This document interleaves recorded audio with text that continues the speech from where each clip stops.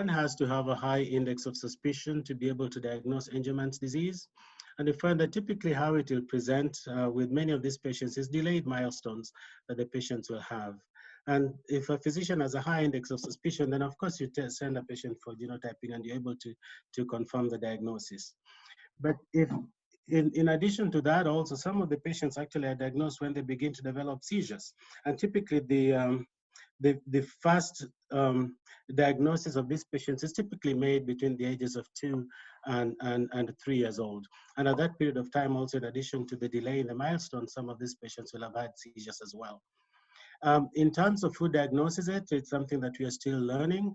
And again, it depends really on the caregivers for these patients. But some of these patients are seen by neurologists or by other subspecialties as well in medicine. So I guess it varies from place to place in terms of who diagnoses it.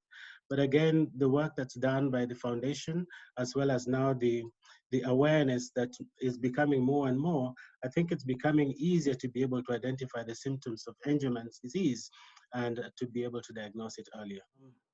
Patients with Angelman's disease, we find that there seems to be a defect that causes low function in one of the neurotransmitters in the brain, the GABA neurotransmitters in the brain. And so what our disease does is that it tends to increase the function of that neurotransmitter in the brain.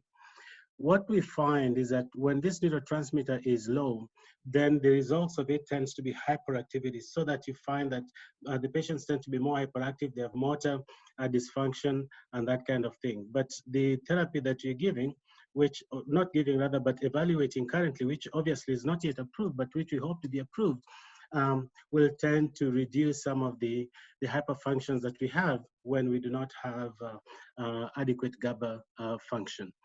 And that particular therapy is a small molecule, which is taken orally. And right now, again, like I've said, it's still under evaluation in the final stages of clinical development. And hopefully it will be able to address symptoms such as motor dysfunction and hopefully the hyperactivity, and to some extent also sleep as well in these patients. But the way we are studying it, because Angelman's is so varied and different patients present with different severity of disease, we also do expect that the treatment itself is also going to be varied. So it's really a difficult disease to study.